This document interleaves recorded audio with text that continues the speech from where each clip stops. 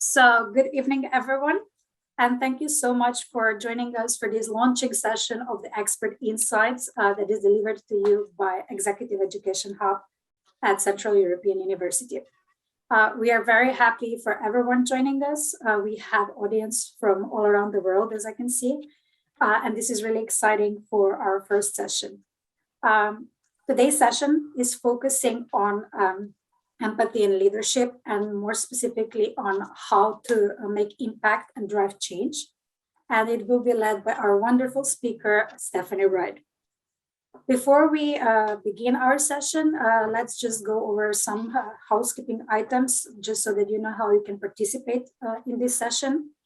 First of all, at any time during the session, please feel free to ask any questions in the chat window. And our speaker will try to address as many questions as she can at the end of the session when we have time for Q&A. This is also when we will have our exciting draw for the prize that we promised. Stephanie was kind enough to offer a coaching session to one, coaching package actually to one of our lucky participants with her in order to help you set off on your journey as a leader. And overall, I would just like to encourage everyone, if you're comfortable, to perhaps have your camera on, no pressure though, just because this is an interactive session and it will be nice for you to engage. Now, without further ado, I'd now like to introduce our speaker today, Stephanie Wright. She's the founder and the Chief Transformational Coach at Agora Leadership, but also she's a daughter, a sister, a mom, a stepmom, a friend to many, and above all, she's an expert in her field. Stephanie, the floor is yours. So here we are. Thank you, Maya. Thank you, Lydia, for the invitation and everyone joining tonight. I know there's busy lives all around, so I appreciate everybody making the time to be together today. I think that should be recognized. So just a short introduction on top of what Maya already said of who I am and what I do. First, more important than what I do, I think, is who I am. So maybe you can tell by my accent, but I'm an American from Detroit, Michigan, and I've been living in Europe for over the past 10 years now, currently living in Paris. But my work and life has taken me to Germany and to Austria. So I also call those pieces and places home. And my physical home is filled with 3 different cultures. Portuguese, French, and American. So it's an exciting place to be most of the time, if you can imagine. A lot of spice, as I used that as my strength in our chat a little while ago. I'm a self-proclaimed Epicurean, and I believe that the greatest impacts are in the small moments that we create, both professionally and personally. I have a very deep love of art. My mother and sister are both artists. I love the mountains.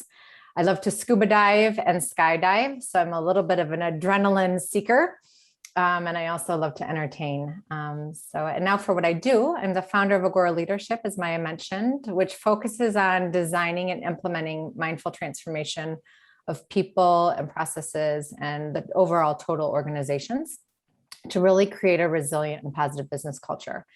And with Agora, I take the lead in designing programs for organizations on transformation, as well as shape individuals through coaching people to be better equipped to really lead the change that they're seeking, but do it with a balanced mindset. I think that's the key, that we all strive for balance. Prior to that, I spent my career in the chemical and automotive industry, working at Ford Motor Company, which is headquartered out of Detroit, Michigan, and also Henkel, which is based out of Dusseldorf, in various leadership roles in purchasing and supply chain. And I've had really the pleasure to lead over 60 nationalities in my roles while implementing some really intense change management programs and shaping organizations. And that's really been the highlight of my life, if I could say that, is having the chance to work with so many diverse people. And if I had to highlight one experience that I really thrived in my own development, it was during my time leading teams in Eastern Europe and the Middle East. This is really where I grew into who I believe my leadership style is today. So tonight I get to engage with you on a topic that's been my passion for as long as I can remember, and led me down the path of my own leadership style. And so I'm excited to share thoughts with you today and tonight, depending on where you are in the world, and why I believe it's really, really relevant for today's time, especially even just today. I think we need to pause and rethink about what our real purpose is, not only as people, but as leaders. And I think we're all leaders. We don't have to have somebody reporting to us to be a leader. So I'll use that context tonight. And why it matters more than ever as we watch really this intensity in which we are working, our teams are working, our friends and partners are working in. And we need to use our position within that environment to drive good and positive impact. That's what I believe is the most important. And we'll touch base on that today. I also, Maya, correct me if I'm wrong, the presentation will go out to all the participants. So no need to take notes. You'll get all of this in your hands, but rather I would invite you to use this time to really tune into your physical, mental, heart space reaction to the things you're hearing. Often we listen to things, but we're not really engaged in what we're listening in. So I invite you to kind of tune in to see how these topics make you feel. So to explain a little bit about Agora, not too much time, and my partnership with CU, which is directly linked to today's discussion, and the foundation of Agora is to support people and leaders to drive change with positive intention. And when Lydia approached me to work together and with Maya, it was such a fit and serendipity of, what you put out into the world, you attract, and vice versa. And I'm really excited to start that partnership starting today, really. And we make our mission at Agora to drive change with emotional intelligence and share those insights with others who are curious to do the same. So my partners and I are committed to progress, to human progress. And I believe by gaining that momentum, we create future standards a lot more faster. And I think that's the key. People with more emotional intelligence support others by tapping into their natural resources. We all have it. So I'd be happy to share more of that. I could talk about that pretty much all night. So please feel free to reach out if you want a coffee to talk more about that. But we'll continue. So normally we say data and numbers mean everything. We spend a lot of time seeing numbers, talking about numbers, questioning numbers, defending numbers, and very little time actually listening to our instinct and understanding our own numerical makeup. And so tonight I want to take a different approach on numbers. Numbers you can find everywhere, on every social media outlet, magazine, podcast. And coming from a supply chain background and purchasing, data is everywhere. It's the key to what we do.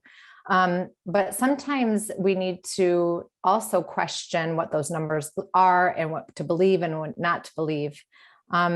So I don't want to tell you today some key numbers. I will not tell you that companies that focus on emotional intelligence usually see 50% more productivity from their teams.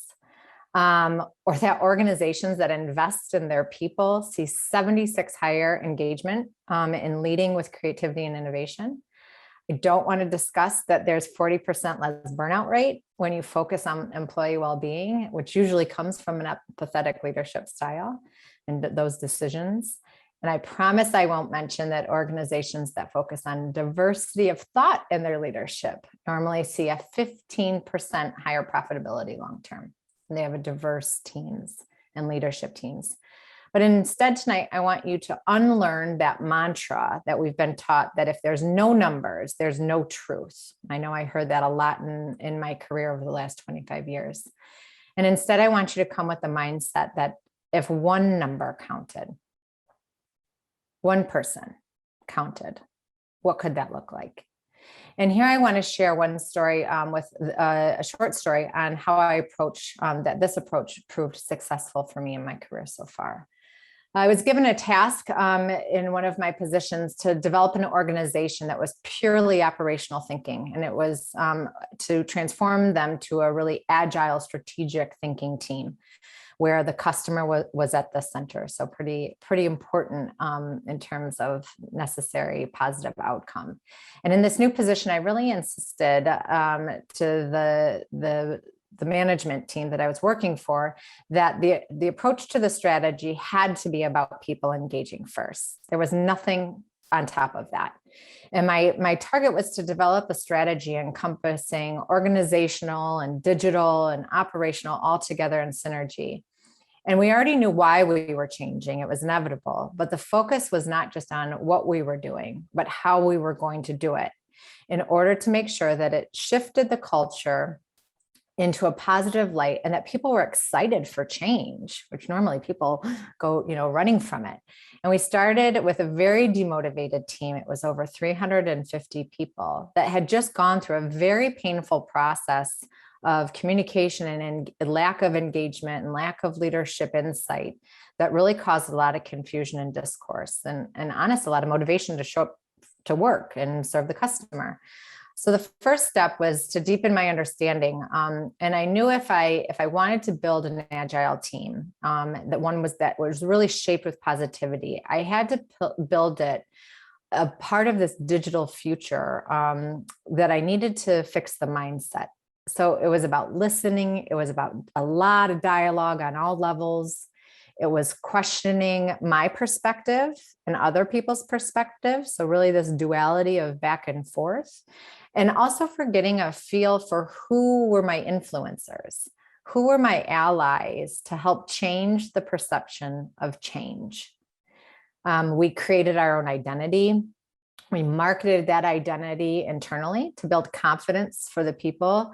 And we repeated it and repeated it. So there was a shift of who we were in the organization. We found our cheerleaders. We all need those people rooting for us. And this was the key people in other areas of the organization that would advocate for our mission that we were trying to accomplish. And with that, it also gave us credibility of who we were.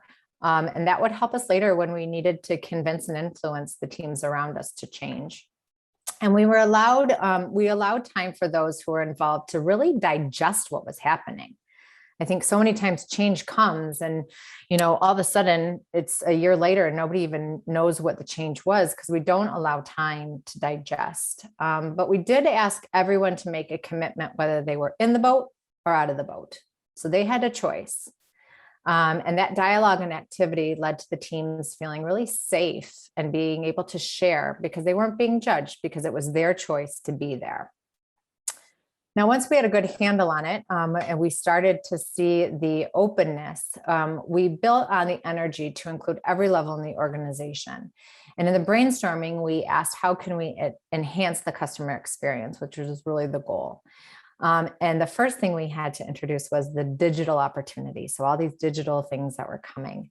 And, the eyes got real wide and the fear of, what does that mean for me and my job? And we said, okay, let's start taking volunteers who wanted to be a part of these trials. We started to train people. We gave them knowledge, not only what we were doing, but why we were doing it. Very rarely do we explain why we are doing things when we give trainings or skill sets or knowledge. And here the people started to see what individual impact that they could make based on this new knowledge that they had. And we took time to explain the details of why we were on the mission and why we wanted to accomplish it.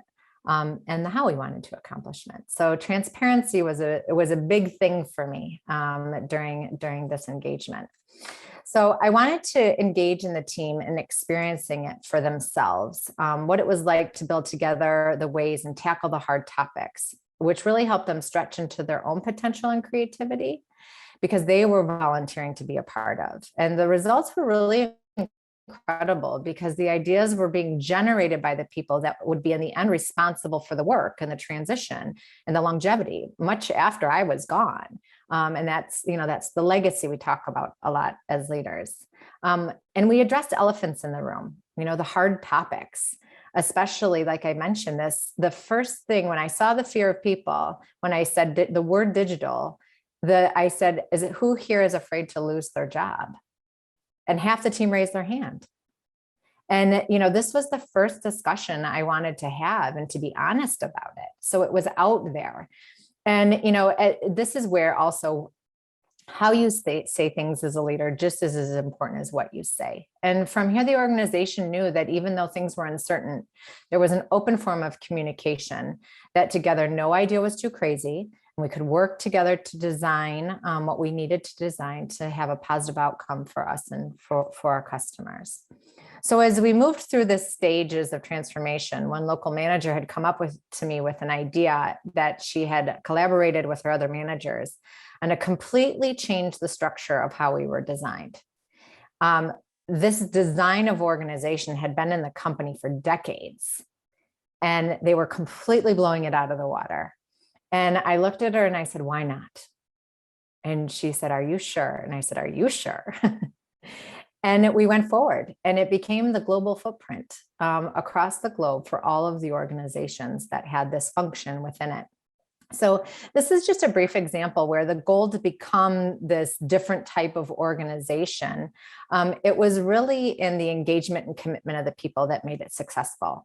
And it became a standard. And the learning that I had out of this, because always taking a learning out of these major transformations, was to be daring and to engage. And I took that with me. So in order to succeed in that engagement and transformation, the first person I always say that you have to engage with is yourself. So let's get curious about that. So curiosity is always a state of mind I really try to keep alive and fuel. I'm always wanting to get people around me curious, and myself and others, and especially in leadership, and especially in this context of emotional intelligence. Because I believe when you're curious, you tend to really seek out diverse thought. And again, I believe you've all decided to come tonight because you were curious to learn. And I mean, look at the faces. It's fantastic, the diversity just on this call tonight. So I invite you all to set that intention for your time here together. And I want to pose 2 questions for you. Tonight, what do you want to learn about yourself? So not just the topic, but what do you want to learn tonight about yourself? And also, more provocative, what do you want to unlearn? And, what things have been conditioned to your understanding that is the right way of doing things, that hold you back from doing it your way? And to enrich this question, what do you want to unlearn about what leadership means? And an example being, only until recently, vulnerability, and I think Victoria used this word, thank you for that.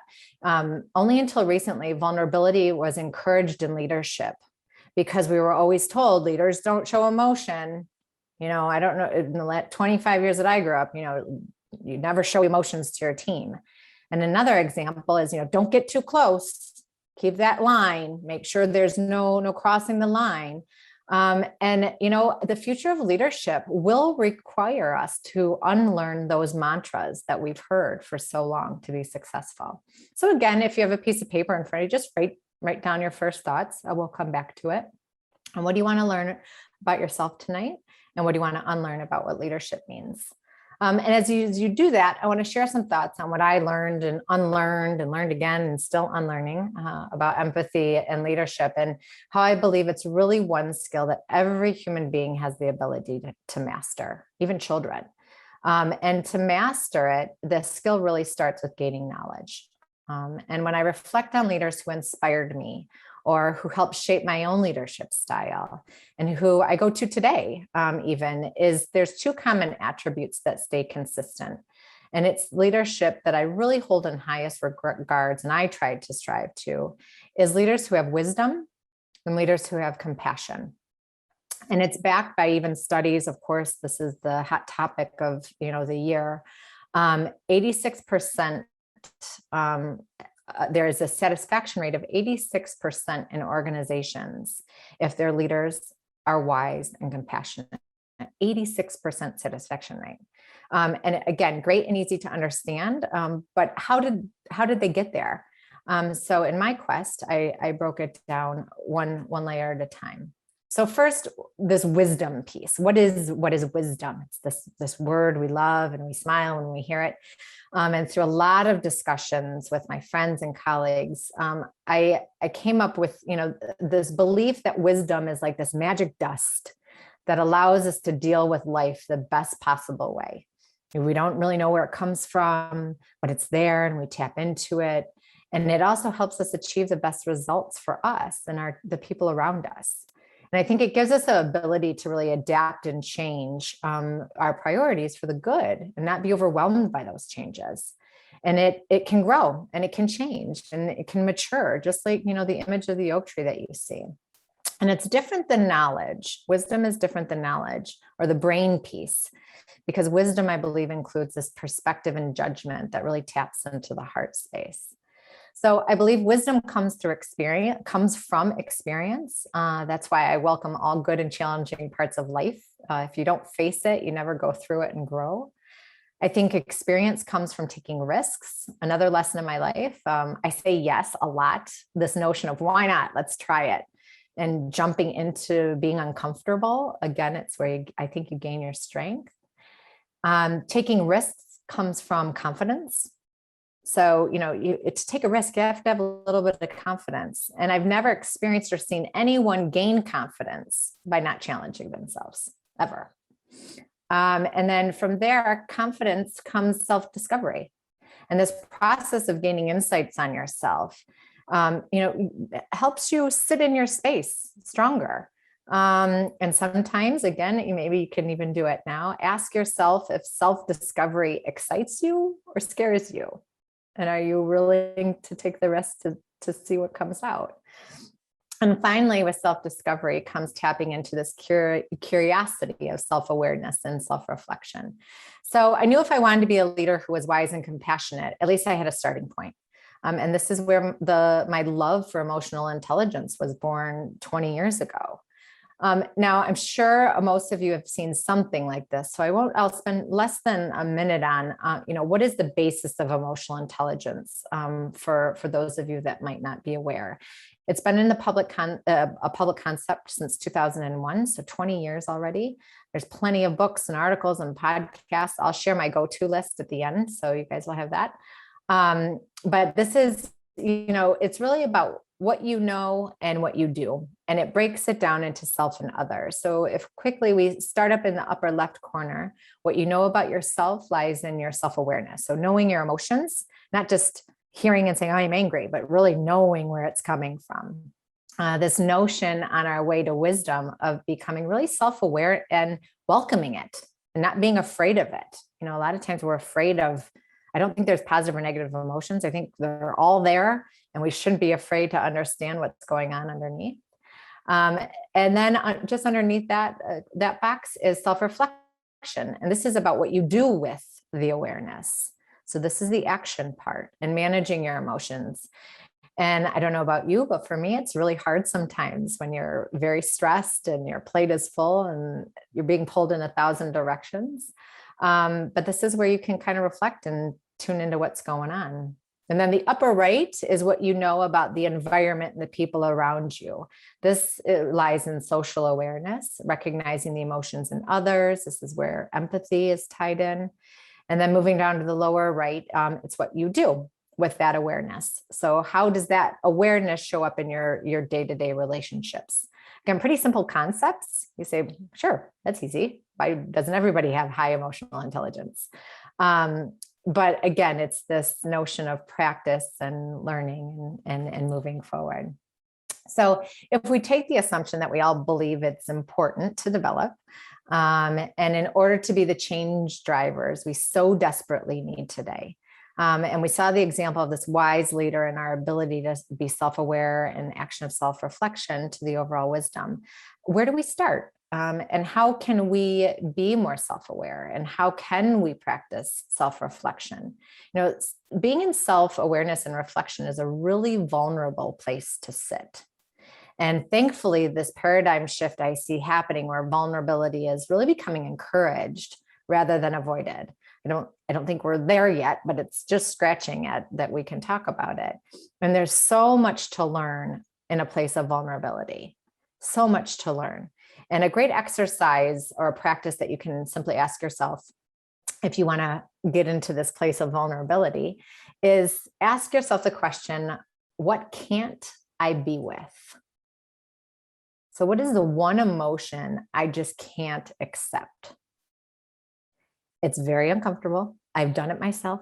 And it's really hard to stay in an emotion or a feeling that you just don't like. And the fun part now is to identify it and then stay in it. And in my experience with this exercise, I did this experience in a leadership course, and I discovered that mine was indecision. And the result was being aware that my inability to sit with indecision actually drove almost every action, reaction, and change in my life, both personally and professionally. It's why I got frustrated when decisions weren't happening. It's why I love taking risks. I love jumping out of airplanes. And it's no greater example of practicing to decide to jump or not to jump, and you have 1 second to decide.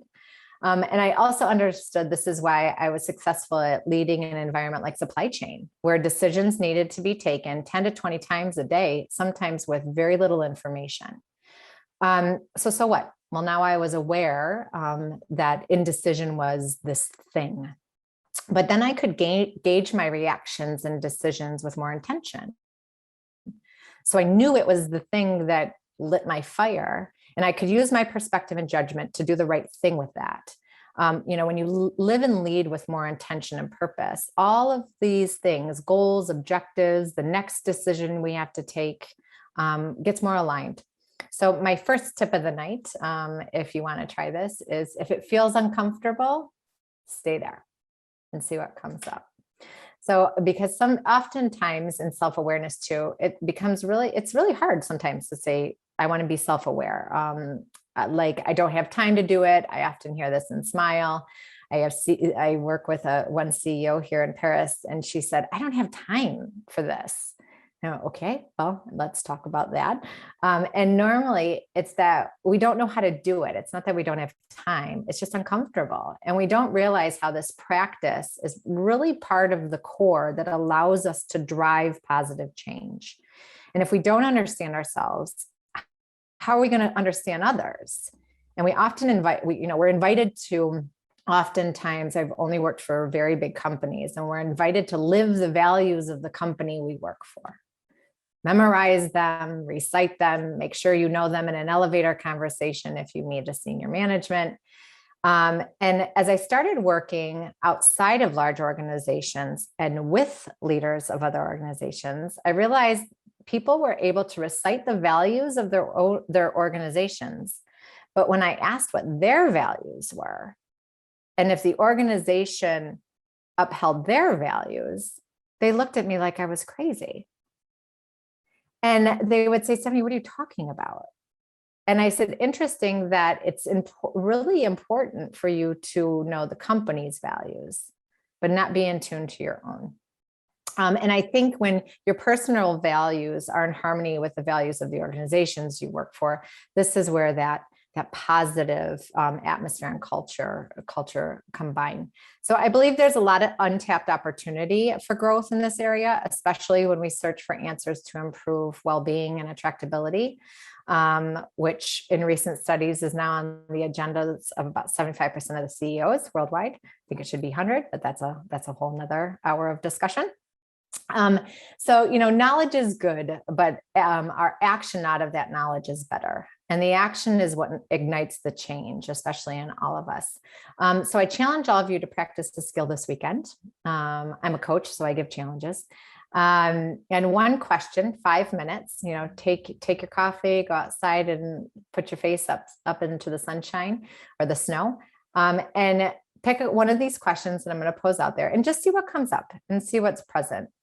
The questions I want to invite you to think about is, how do you use your power? And to be clear, every single one of us is powerful on all levels, on all ranges. Every part of the food chain is powerful. So how do you use yours? Another one you could ask is, do I always use my power in a way that supports my values? And assuming that you have clear values, of course, do you use your natural given power to support your beliefs? Another interesting one is, what would happen if you let go of that power? What if you let your ego go? Ego is such a beautiful topic. And it's interesting to see what power serves us and which part of power doesn't serve us. Another one is, what is the positive impact of letting go of that ego? Otherwise really opening yourself up to this vulnerability that we mentioned. And again, it is going to be one of the top 5 skills for the future leader. And one of my favorite reflections, which I'll invite to kind of check in with yourself right now, is, what are all those questions doing to you right this second? Is it making you feel uncomfortable? Is it making you feeling curious? Are you like, can I click without anybody noticing I'm not here anymore? So just take a second to be aware of that. So as we're here to interact, I want to invite you to participate in tip number 1, which is to be uncomfortable for a couple minutes. And remember, where we're uncomfortable, we change. And when we absorb information and the chaos that's in all the days of our lives, a grounding way to come back to our center is by setting an intention. Like, I want to make a positive influence in my team. That's a big, strong intention for a leader. So I would like you to think about what your intention is as a leader or as a person. And then I wanted you to ask yourself, are you living in that truth right now? And when I say truth, it means, are you honoring the intention that you say? Because a lot of times we don't. So just take a minute to reflect. Maybe your intention is not clear, and that's okay. That's the awareness. And you start there. I don't have an intention. And capture some thoughts. And as you do that, I think, Maya, you're going to organize just some small breakouts so you can share together. And as I offer this thought, as you go into those small breakouts, use your vulnerability. You might be in a breakout that you don't know anybody, and use your vulnerability and this power that you naturally have to know that whatever you share will impact the people you're talking with, and see what comes up. So I think, Maya, we're gonna come back after 5 minutes. I'll hand it off to you. Yes, correct. So I will assign 4 to 5 participants per room, and you guys can discuss amongst yourself. Don't be too shy. And we will give you a notification 1 minute before the breakout session is up, and you will get about 5 minutes of the discussion point. So here we're doing this, and I'm opening the rooms.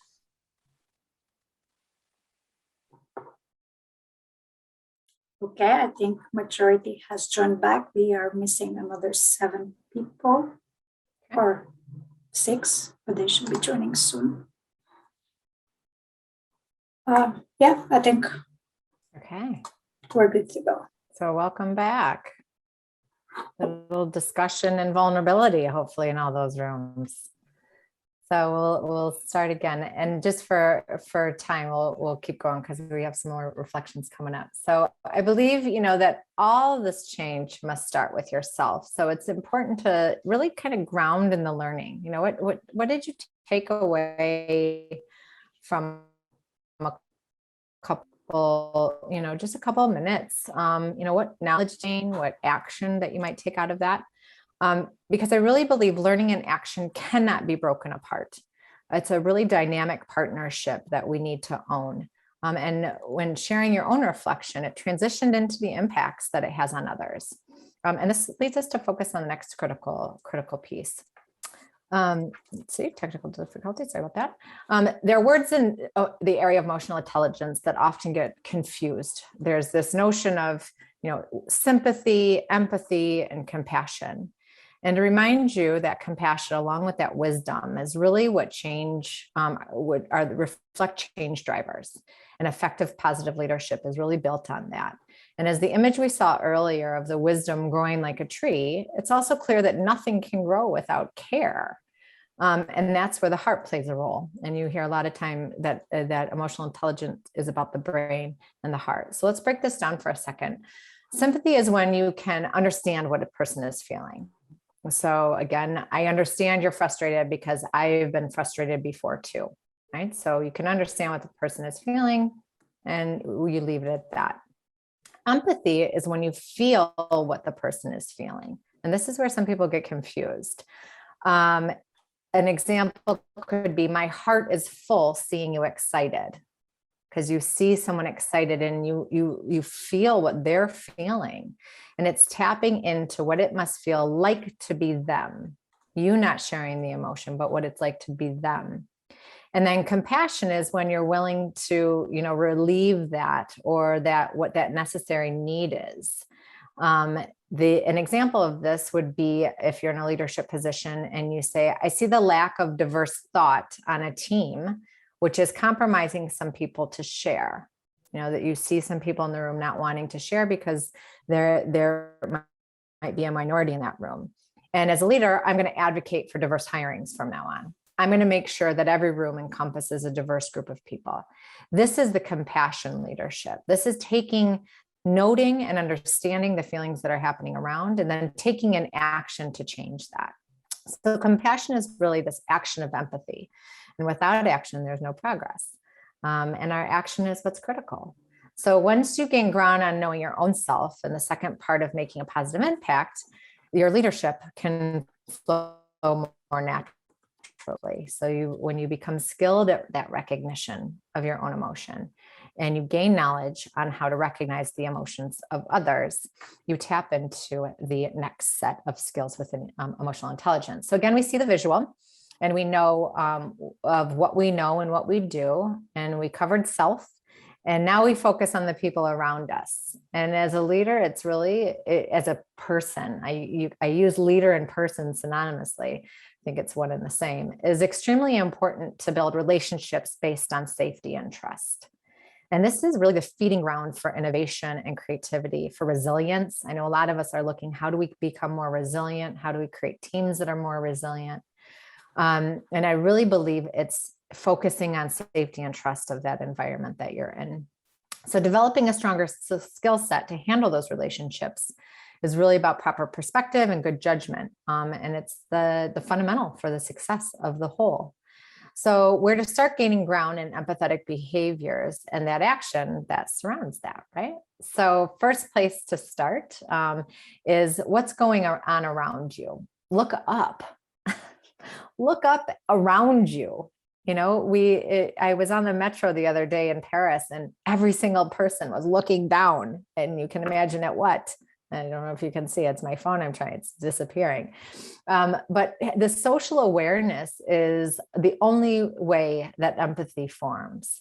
In your next meeting or next communication, or even around your family dinner table, notice how many people are disengaged, or who's engaged, who is really present. It's one of the biggest challenges we have today on a number of levels, with the help of a cell phone, of course. It's easy to tune out, and it's easy to lose interest and have something else that might just be a little bit more interesting to us. And social awareness based in empathy can only occur if we listen and actively build on what other people is saying, what they're thinking, what their body language is telling us. And in the example I gave earlier, it's really beginning to dare to engage 100%. And when we have the chance to interact with those people around us, especially in a professional environment, don't waste the opportunity to connect.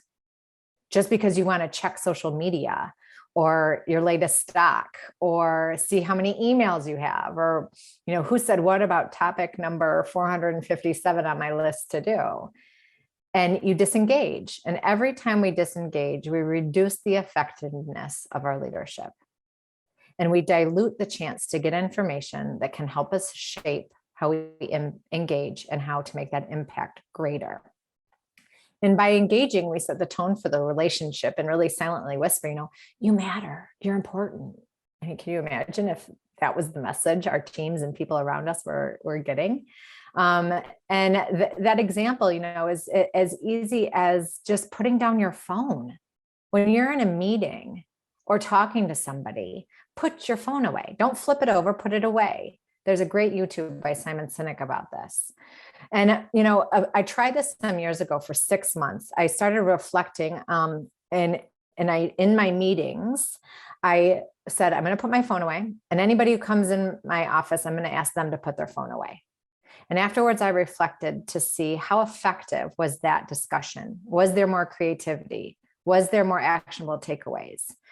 And every time it was increased because nobody was looking at a phone. It wasn't even there, wasn't even potentially there.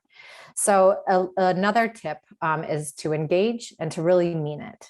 Don't just say you're going to engage, but really do it. So if you dare to have a positive impact on those around you, and really want to go forward, some relevant questions to ask yourself and to ask the others around you is, what do you believe in? Find out what people really believe in, and be aware of how they react, and notice what they're saying and reacting to. This is the empathy piece. Look and see, do their actions support their beliefs? Help to ensure that you're aware of what the people around you really believe in, so you can speak to that and build off of that. And that builds this trust and safety and motivation that we're craving. Is everybody being real? I love this question. Is everybody being real? And this is speaking from both the mind and the heart. And as a leader, it's our responsibility to call it out and notice it. If somebody's disengaged, you say, are you okay? And it's not in a negative way. Or if you do see someone roll their eyes because someone in the room is getting emotional about a topic, it's our job to call out the bad behavior and welcome that emotion into the room and talk about it. Another one I love is, what would it be like to be fearless? And this is one when you're in creative brainstorming meetings, is a great one, because everybody wants to be brave. Everybody. And this is a great one to provoke creativity and innovation. And it also, as a leader, gives you an opportunity to engage 100% in the answers that come out. There's never bad answers that come out of that question. What would it be like to be fearless? And then the last one is, what is it? What is transforming? So notice, really listen, see what is transforming within your relationships because you're engaging more. And what happens inside you, for the good or the bad. There's some answers there. So this is an engagement exercise that, due to time, I'll just leave it and we won't go through it, but I'll just talk through it, and you can take it to do offline if you want, because there's some good learnings that can come out of it. And it's just to write down a couple of your relationships and reflect on if you impact those relationships. And if you do, for the good or the bad in your mind. And then ask yourself the question of how you approach those relationships, with sympathy, with empathy, with compassion, or maybe none at all. And just make sure you're honest with the answers to that. That goes into my tip number 3 is, when you reflect and you're doing these reflections, ask 2 or 3 times the same question, and you'll get more truth and get more answers out of it. So, many times when we're engaging with others, we can be triggered or react a certain way that sometimes we're not even aware of why we're acting that way. And that exercise will help you explore that a bit. Why do you act a certain way with certain people? And I often say that the quality of your relationships or your organizations lies in the quality of your questions. So rethink the questions that you're bringing to the table. I notice many times that my teams will say, I just don't understand. Or I'll have senior leaders say, oh, they just don't get it. They don't understand. And if you've worked with senior leaders before, sometimes they're just detached from reality. I hear that a lot. My boss is detached from it all. And one of the reasons for this is that we don't do very well at welcoming people different than us to our table. Management sits around tables with other management, usually in the same industry, talking with the same background, with the same intention. And same for us in our personal lives. Our friends usually look like us, they talk like us, they act like us. And here's where I believe we can challenge ourselves on all levels. Change and impact occurs when we're inclusive, and we have the ability to change our own perspective. It's actually a really simple thing we can do. And we can lead that if we surround ourselves with people that are different than us, to search new perspectives, give our own perspectives, and be curious about how others think and how they problem solve and how they create things. And this idea of collective intelligence is, really, I believe, one of the ways we'll make positive progression in what's going on. And when I look at the faces on the screen right now, it's happening. This collective brain power that's together. So tonight, if you choose to be with a diverse group of people and learn and to think and to share, it's fantastic. And even I invite you to reach out to somebody that you met in your breakout or see on the screen and jot down their name and ask them for a coffee, just to discover people that are different than you. So lastly, the tip of diverse thought.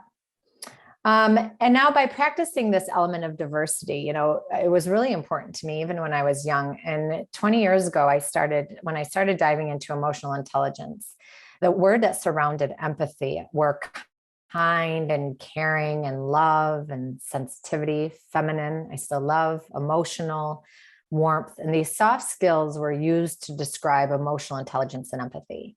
And even today you hear them. And it doesn't mean that it's not including all of these. But I want to offer a slightly different perspective as we wrap up. And what if there was nothing soft about it? And what if empathy was the game changer? And what if we didn't say it with this mild voice? Oh, empathy. What if we said it loud? And we said, it's as important as survival. And we had energy behind it. And we said, first thing I'm hiring for is somebody that's empathetic. If they're not empathetic, they're not getting the job. And you don't care that they have PhD or, a certain college after their name. It's just not as important. And what if it was required for us to make progress? What if it was essential for leaders? What if it was critical for our solutions that we need to find to move forward? And what if it was necessary for our future? These are the words that I invite you to associate with the meaning of empathy when you talk about it. And I want to change the dialogue on what is to be there, because I really truly believe those who master the skills will be the ones to make the greatest impact. And that's what we're trying to do, especially in the workplace, especially for change. So the summary of that, what's the purpose of all of this? And it's a good question to ask yourself and circle back to your intention that you gave in the beginning of the hour. But I believe there's a purpose in this huge seismic shift that's going on in the world right now. And we have an opportunity to inspire people to commit to themselves, to ourselves, and to commit to the collective. And it's good to be clear on your intentions, but it's also most important to have action behind it.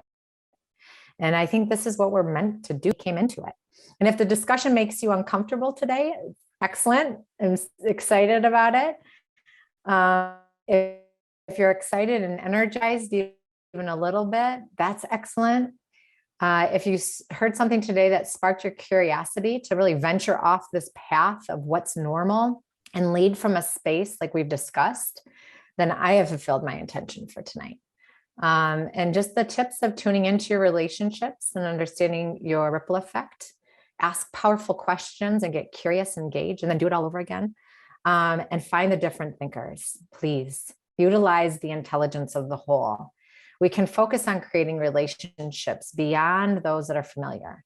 And you can do this by reflecting on your current ones and growing in them, but also really seeking outward. Go there, learn, collaborate. This can be really useful also, like I said, when you're recruiting for organizations. And just start. I mean, it's a micro habit. Change one conversation, change one thought that you have when you're going into a discussion with someone. And with that, I want to leave you with a reminder that this change only comes from our actions, and that we're all powerful enough to influence the impact our actions make. So I want to thank you for your engagement. And I want to thank you for the questions. I think, Maya, you captured some. And in the last 10 minutes, open up the dialogue. Thank you, Stephanie. Yes, Yeah. We did capture some of the questions. And actually, there's one that came up that is, Stephanie, could you specify or give examples regarding the how do I use my power? Mm-hmm. Great question. This word power can be an interesting energy to use.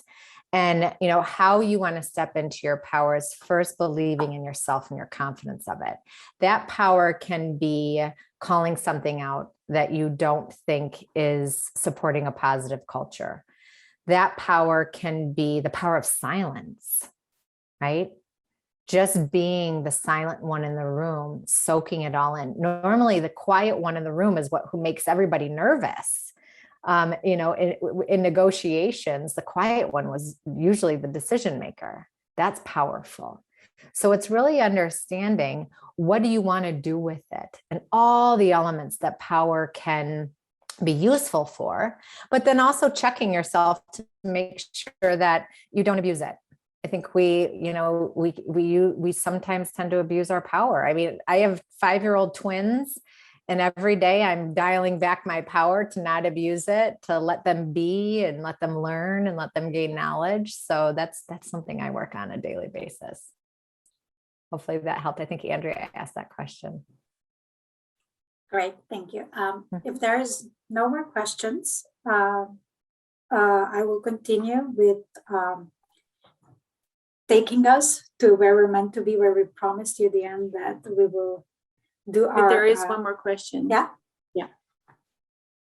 Yeah. How can you control your empathy and not being exhausting for yourself? Fantastic question. Self-care. You got to put yourself first.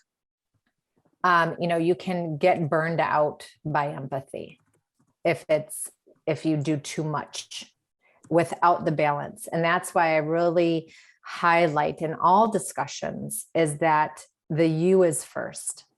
The self-care and reflection and awareness has to be you. Because if you give all your energy away, the impact doesn't last very long. It's very short-sighted. So this idea that I have to take care of myself is actually part of the long-term strategy to make a longer impact. And it's not easy, but it's something that you can always say, wait, how am I being empathetic to myself first? How am I taking care of myself first? Because that leads to the longevity of your impact. Andrea, I hope that answered your question a little bit. Good. Go ahead. Yeah, we have another one. Do leaders always have to facilitate changes? Perhaps sometimes protecting status quo is a better strategy. Sure. I think status quo in total will never follow progression, or somebody will change faster than you when you lose ground, especially in an organization. I think there has to be delicate discussions about when to change what things in order that it doesn't disrupt the whole. But I would tend to always challenge the status quo. And then you unpack it from there. And do leaders always have to facilitate change? I think we as leaders have to encourage it. We're responsible for setting the environment where it can thrive. So yes, I think we're responsible for making sure the environment is prepared for it. And I just want to be conscious of time. I ask you to tell me to stop if we're getting too much. No, that's fine. Okay. We still have another question that I think we can answer.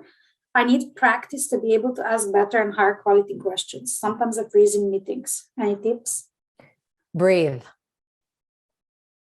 and step into it, right? Breathe and step into the power. Normally the reasons that we don't speak up or ask a question is because we think, will somebody think it's not right? How will I be looked at? What if it's a stupid question? Throw all that aside, breathe and be bold.